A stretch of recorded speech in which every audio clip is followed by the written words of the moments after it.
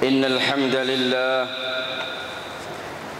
نحمده ونستعينه ونستغفره ونعوذ بالله من شرور أنفسنا وسيئات أعمالنا من يهده الله فلا مضل له ومن يضلل فلا هادي له أشهد أن لا إله إلا الله وأشهد أن محمدًا عبده ورسوله اللهم صل وسلم على محمد وعلى آله وأصحابه ومن تبعهم بإحسان إلى يوم الدين يا أيها الذين آمنوا اتقوا الله حق تقاته ولا تموتن إلا وأنتم مسلمون يا أيها الناس اتقوا ربكم الذي خلقكم من نفس واحدة وخلق منها زوجها وبث منهما رجالا كثيرا ونساء واتقوا الله الذي تساءلون به والأرحام إن الله كان عليكم رقيبا يا أيها الذين آمنوا اتقوا الله وقولوا قولا سديدا يصلح لكم أعمالكم ويغفر لكم ذنوبكم ومن يطع الله ورسوله فقد فاز فوزا عظيما أما بعد فإن أصدق الحديث كتاب الله وخير الهدي هدي محمد صلى الله عليه وسلم وشر الأمور محدثاتها وكل محدثة بدعة وكل بدعة ضلالة وكل ضلالة في النار إخوة الإيمان أوصيكم وإياي بتقوى الله فقد فاز المتقون.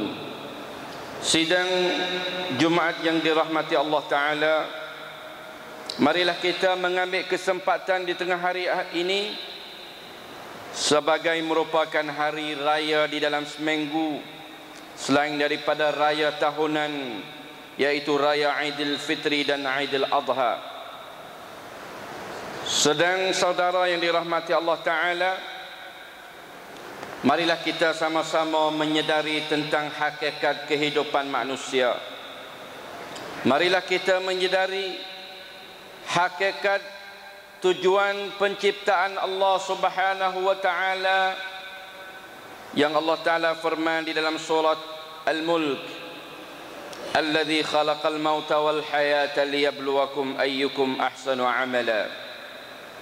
Manusia diciptakan oleh Allah Subhanahu wa Ta'ala yang berasal daripada tanahnya, yang berasal daripada bahan tanah, dan manusia dilengkapkan dengan berbagai-bagai kelengkapan, sama ada akal fikirannya, sama ada mata untuk melihat, sama ada telinga untuk mendengar, sama ada mulut untuk bercakap, sama ada hati untuk berfikir. Maka manusia yang Allah Ta'ala menciptakan secomel-comel makhluk Allah Ta'ala, walaqad khalaqnal insana fi ahsani taqwim. Adakah kita menyedari tentang hakikat kejadian kita? Kita mesti menyedar apakah tujuan Allah Ta'ala menciptakan manusia. Apakah tujuan Allah Ta'ala menciptakan langit dan bumi? Apakah tujuan Allah Ta'ala menciptakan mati dan hidup di kalangan kita? Semua ini Allah Ta'ala menerangkan bahawa kami untuk mengujikan kamu, ayyukum ahsanu amala. Siapakah di kalangan kamu yang comel amalan, yang baik amalannya, yang betul dan bagus amalannya terhadap Allah Subhanahu wa Ta'ala. Kaum muslimin yang dirahmati Allah, marilah kita kembali kepada ajaran Allah Ta'ala, kembali kepada ajaran sunnah Nabi kita Muhammad sallallahu alaihi wasallam. Kita perlu di dalam masa yang Allah Ta'ala kurniakan nyawa kepada kita, dan kita tidak mengetahui bilakah yang akan sudahnya nyawa kita. Adakah besok kita dapat lagi menyedar? Adakah selepas daripada tidur kita dapat lagi sedar daripada tidur kita? Maka kesedaran kita kita mesti menyedar diri dan memberikan semangat kesedaran kita ini adalah hamba yang tidak ada apa sahaja. Kita ini adalah hamba yang dhaif, hamba yang serba lemah di depan Allah Subhanahu wa taala. Kita dihidupkan setiap hari supaya kita mengabdi diri kepada Allah Subhanahu wa taala. Kita menyedar di peringkat pribadi, kita mesti menyedar. Kita menyedarkan ummah, menyedarkan keluarga kita, mendidikkan keluarga kita, menyedarkan keluarga kita supaya mereka menyadari hakikat kehidupan manusia. Kalau manusia tidak menyedar, tidak sedar, bayangkanlah kalau kita tidur dan waktu pagi kita tidak sedar, maka dikatakan seorang itu sudah mati. Demikian juga seseorang yang hidup di alam dunia ini, yang hanya ada nyawa, yang hanya boleh bernyawa, boleh makan, boleh minum, boleh berjalan, boleh berserenak-serenak di alam dunia, tetapi dia tidak menyedar apa tujuan sebenar yang kita hidup di alam dunia ini. Alangkah ruginya kita dikeluarkan di alam dunia ini telah memiliki nikmat yang paling besar yang Allah Ta'ala kurniakan kita, yaitu nikmatul iman wal Islam. Kita tidak payah bertumpah darah, tidak payah bersusah payah, tidak payah bergutu lumus di dalam mencari kebenaran Islam. Maka kita sudah diperanakkan dengan seorang bapa, dua orang bapa dan ibu yang beragama Islam. Maka kita juga diikuti, dinamakan anak Islam, dinamakan seorang yang Muslim. Di sana ramai di kalangan manusia yang mereka dok kuat dok cari kebenaran. Apakah kebenaran kehidupan di dalam dunia ini? Setengah mereka mendapat hidayah, sebagaimana yang telah diisytiharkan masuk Islam seorang artis di negeri kita ni, masuk Islam dengan cara mempelajari Islam, menyedari hakikat agama Islam yang sebenar, jumpa konsepความสวยงามของศาสนา Islam, jumpa kecantikan, kesucian agama Islam. Biarkan dunia tawantuk, tawantuk, dunia Eropah semua mencacikan dan mengheburkan keganasan-keganasan yang berlaku terhadap orang-orang yang bukan Islam. Maka gambar yang keluar di tayaran media semua menggambarkan bahawa Islam adalah agama pengganas. Lebih-lebih lagi yang telah didakwakan oleh satu golongan manusia yang melantikkan diri sebagai Islamic State, ataupun yang terkenal dengan IS, yang memerintahkan sekelompok negara Syam, negara Iraq dan setengah daripada negeri-negeri di kawasan Timur Tengah, mengakukan bahawa inilah kami melantikkan khilafah Islam dan kami akan menjalankan syariat Islam. Tetapi gambaran-gambaran yang telah ditayangkan kepada dunia adalah gambaran-gambaran keganasan dan pembunuhan. Adakah ini Islam yang sebenar? Adakah ini gambaran, tunjukkan dan perkara yang telah diajarkan oleh Islam di zaman Rasulullah sallallahu alaihi wasallam dan di zaman para khulafa ar-rasyidun? Sidang ahli Jumaat yang dikasihi oleh Allah Ta'ala, kita berkewajipan mesti menyedarkan diri kita. Banyak mana yang Allah Ta'ala kurniakan nikmat pada kita.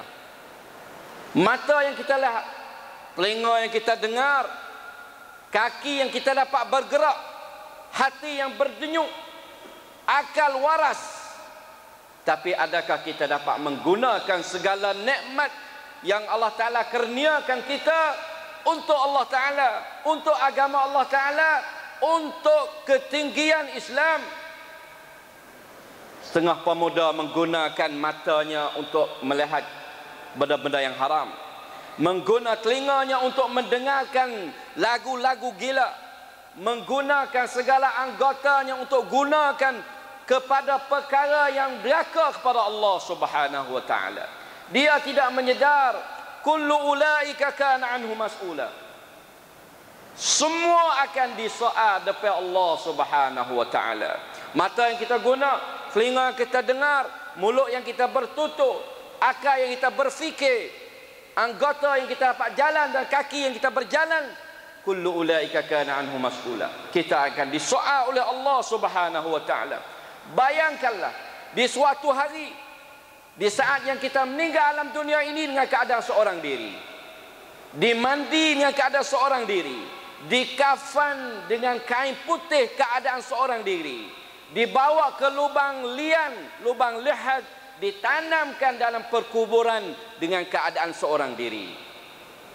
Apakah persediaan kita? Adakah kita mengambil pengajaran kesedaran ini terhadap diri kita? Kita mesti menyedar bahawa dunia ini adalah hiasan yang Allah Ta'ala kurniakan kepada manusia. Sebagaimana Allah Ta'ala sebut dalam Al-Quran, huwallazi khalaqa lakum ma fil ardi jami'a. Dan dia Allah Ta'ala menciptakan semua barang di bumi ini kepada kamu. Kita dapat kesenangan, kita dapat semua nikmat yang Allah Ta'ala kurniakan kita, tetapi kita balas nikmat dengan deraka pada Allah Subhanahu wa taala. Qul ya ibadi, panggilnya Allah Ta'ala kepada kita, hamba yang banyak berdosa, hamba yang senantiasa melampaui batas, hamba yang sentiasa langgar perintah Allah Ta'ala. Qul ya ibadi, wahai hamba-hambaku, alladzina asrafu ala anfusihim, walaupun mereka melampaui atas diri mereka, la taqnatu min rahmatillah. Adakah kita menyedar bahawa di sana ada Tuhan, ada Allah yang sentiasa membuka pintu taubat, yang sentiasa menerima kembalinya hamba kepada Allah Subhanahu wa taala. Sidang ahli Jumaat yang dikasihi Allah Taala, adakah kita menyadari bahawa kita ini makhluk yang telah dimuliakan oleh Allah Subhanahu wa taala? Walaqad karramna bani Adam. Allah Taala muliakan bani Adam. Adakah kita menyadari bahawa kita ini adalah khairu ummah? Kuntum khairu ummah. Kita adakah menyadar bahawa kita telah dipujikan oleh Allah Subhanahu wa taala, bahawa kita adalah khairu ummah, ukhrijat linnas ta'muruna bil ma'ruf wa tanhauna 'anil munkar. Sidang ahli Jumaat yang dikasihi oleh Allah Taala, ramai apabila berlakunya satu perkara di negeri Perancis, berlakunya pembunuhan satu kelompok daripada ahli media, satu samnat him Charlie Hebdo, maka di sana berlakulah pembunuhan dan berlakulah beberapa cerita-cerita dan khabar-khabar yang telah ditayangkan oleh dunia sekarang. Tetapi setelah berlakunya, dan mereka mengatakan ini tidak ada, bukan daripada amalan orang lain, bahkan amalan orang Islam, amalan pengganah-pengganah Islam. Tetapi apa yang berlaku di setengah-setengah negara, apabila orang Islam yang kena seksa, kena buat nyaya, kena mati atas semua, maka apabila ditangkap mengatakan orang buat itu adalah orang yang gila, orang buat itu orang ada pawat hangcit, orang cit tak ada pokati. Ini media dunia yang tayangkan kepada semua dunia supaya dunia mengatakan Islam ini adalah agama keganasan. Orang Islam adalah orang keganasan. Dunia agama Islam agama keganasan. Dunia Islam dunia keganasan. Nak orang takut kepada Islam. Tetapi sebaliknya, apabila kita tengok setitik lepas daripada berlaku benda ni, terdapat di Eropah, kocok di Eropah, kerana bilangan orang yang masuk Islam dalam Rat Lyon di Perancis, masuk Islam lebih 30%, 30%, tambah lebih daripada masa yang belum berlaku pembunuhan Charlie Hebdo. Beberapa masjid di Perancis setiap hari ada orang kembali pada masuk Islam. Mari isytiharkan Islam, mari isytiharkan nak masuk Islam. Dan di rumah kita pun ada, tapi agaknya sikit kalau kita nak buat banding dengan negeri-negeri Eropah. Di rumah kita, yang kita sering kali mengaku bahawa kita ni Serami Mekah, kita ni ramai ulama, kita ni ramai pondok-pondok, ramai banyak sekolah-sekolah, ramai pelajar-pelajar yang menuntut agama Islam. Tapi berapa orang, cuba kita tanya di majlis, berapa orang yang daftar masuk Islam dengan sebab ia tengok akhlak comel kita. Masuk Islam dengan sebab dia setuju tengok umat orang Islam, orang Melayu kita Islam ni, Allah, akhlak comel. Berkesan dengan sebab akhlak comel, berkesan dengan perangai kita comel, berkesan dengan kebaikan yang kita tunjuk kepada orang-orang yang duduk keliling kita. Berapa orang tu? Ulama ramai, pendakwah pun ramai, sekolah ramai, Serami Mekah. Tapi apabila kembali kepada negara Eropah, kita berasakan negeri Eropah negeri cemak, negeri Kristian, negeri ada gereja, negeri yang tak ada orang alim. Tetapi bilangan yang masuk Islam di sana lebih daripada bilangan orang masuk Islam di Asia Tenggara. Ini kita mesti menyedar hakikat di mana kita sekarang. Adakah Islam duk bucu dinding dan kita duk bucu dinding lain? Islam duk situ, kita duk sini. Hanya kita duk berbangga sahaja bahawa di sini bumi Islam, di sini syariat Islam, di sini pernah kita berasa bangga sahaja. Tetapi kita tidak pernah menunjukkan kehebatan dan ketinggian Islam. Seminggu telah lalu kita sudah meninggalkan seorang tuan guru yang lamanya dunia Islam tidak pernah berlaku dalam dunia Islam, dalam bumi Islam, di dalam dunia Islam seorang yang ada ilmu, iaitu dikatakan alim ulama yang dapat membawa teraju ummah menjadi pemimpin. Ulama jadi pemimpin. Lama dari dunia Islam tidak tunjuk gambar ini. Seorang ulama boleh jadi pemimpin. Kerana kita pakai rabuk sekularisme, sudah lama kita pakai rabuk sekularisme. Kalau Islam dinamakan punam tang saksana. Jadi suku, punam tang saksana suku, punam tang lok suku. Sedangkan Ali radhiyallahu taala an, di saat dilantikkan Abu Bakar As-Siddiq radhiyallahu taala an, orang ditanya Sayyidina Ali, macam mana pendapat kamu? Karena Rasulullah tidak memberi pesanan siapa yang akan menjadi khalifah selepas pada wafatnya Rasulullah sallallahu alaihi wasallam. Maka ramai di kalangan sahabat bersetuju melantikkan Abu Bakar As-Siddiq jadi khalifah. Maka Ali radhiyallahu taala anhu menjawab bahawasanya, apatah kita tidak meredakan Abu Bakar, seorang yang kita telah reda dia menjadi imam di dalam salat. Di zaman hidup Nabi, Abu Bakar pernah menjadi imam, mengimami para sahabat.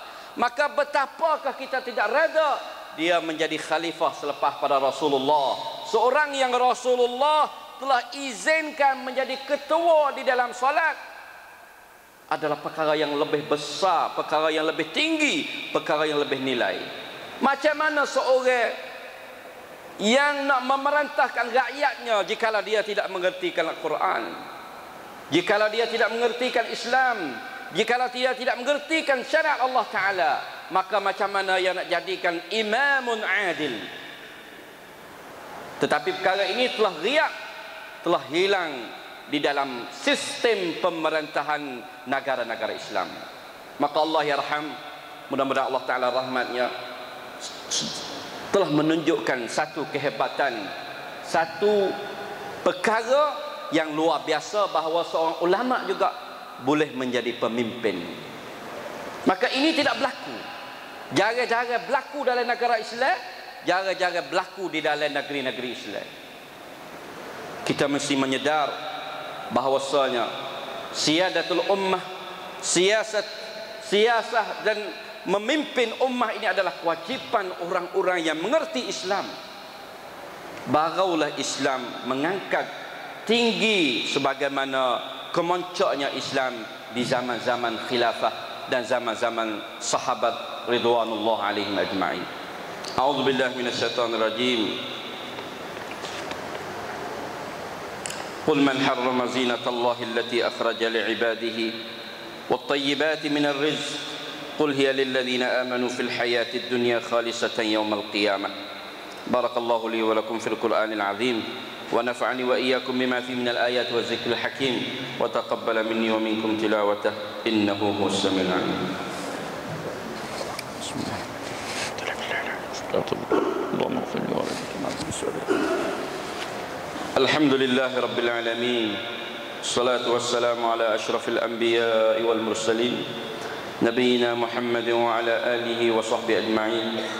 Subhanaka la ilma lana illa ma 'allamtana innaka antal alimul hakim. Amma ba'd. Fa ya ikhwatal iman, usikum wa iyaya bi taqwallah faqad fazal muttaqun. Sidang hadirin yang dirahmati Allah Ta'ala, marilah di saat-saat yang kita berada di rumah Allah Ta'ala ini, kita sentiasa menyedari diri kita, sentiasa bayangkanlah kita, memejamkanlah mata, jikalau kita mati di saat ini, apakah yang kita akan bawa jumpa Allah Ta'ala? Jikalau Allah Ta'ala mengambil nyawa kita di saat yang kita berada ini, apakah yang kita akan bawa berjumpa Allah Subhanahu wa Ta'ala? Adakah kita bawa harta yang banyak jumpa dengan Allah? Adakah kita nak bawa kereta comel jumpa dengan Allah Ta'ala? Adakah kita nak bawa anak cucu yang ramai jumpa dengan Allah Ta'ala? Semua itu zinatul hayatid dunya. Al-mal wal banuna zinatul hayatid dunya wal baqiyatus salihat khairun 'inda rabbika thawaban wa khairun amala. Amalan soleh sahaja menjadi baqiyatus salihat. Banyakkanlah kita kembali kepada Allah. Banyakkanlah kita mengucap astaghfirullah wa atubu ilaih. Astaghfirullah wa atubu ilaih. Kerana Rasulullah sallallahu alaihi wasallam seorang yang telah dijaminkan syurga, seorang yang telah dijaminkan Allah Ta'ala telah ampun dosa yang telah lepas dan dosa lagi akan datang. Liyaghfiralakallahu ma taqaddama min dzambik wa ma ta'akhkhar. Beristighfar pada Allah Ta'ala lebih daripada 70 kali, sampai pada 100 kali astaghfirullah wa atubu ilaih. Sahabat Abu Hurairah radhiyallahu ta'ala duduk dekat dengan Nabi dalam suatu majlis, dan dia perhati mulut Rasulullah sallallahu alaihi wasallam. Mari dia cerita, aku tengok, aku duduk bila mulut Nabi mengucapkan istighfar kepada Allah Ta'ala lebih daripada 70 kali. Dalam satu majlis lebih daripada 70 kali. Allahu Akbar. Ini hati seorang yang menyedari bahawa dia adalah hamba Allah Subhanahu wa Ta'ala. Maka marilah kita menyedar hati kita, pesankan hati kita supaya kita menyedarkan hakikat kita dengan Allah Subhanahu wa Ta'ala. Ingatkanlah di saat yang kita akan jumpa dengan Allah Ta'ala, maka di situlah kita perlu rahmat Allah Subhanahu wa Ta'ala. Inna Allah wa malaikatahu yusalluna 'alan nabiy ya ayyuhalladzina amanu sallu 'alaihi wa sallimu taslima. Allahumma salli 'ala Muhammadin wa 'ala ali Muhammad kama sallaita 'ala Ibrahim wa 'ala ali Ibrahim wa barik 'ala Muhammadin wa 'ala ali Muhammad kama barakta 'ala ali Ibrahim wa 'ala ali Ibrahim fil 'alamin innaka Hamidum Majid. Allahumma ighfir lil muslimin wal muslimat wal mu'minina wal mu'minat al ahya'i minhum wal amwat.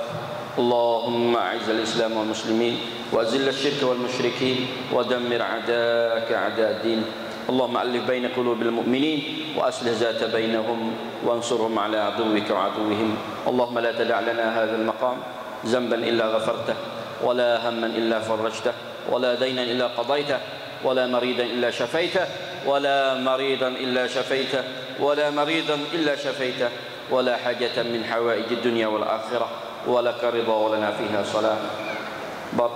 إن الله يأمر بالعدل والإحسان وإيتاء ذي القربى وينهى عن الفحشاء والمنكر والبغي يعظكم لعلكم تذكرون فاذكروا الله العظيم يذكركم واشكروا على نعمه يزدكم وصلى الله من فضله يؤتكم ولذكر الله أكبر والله يعلم ما تصنعون.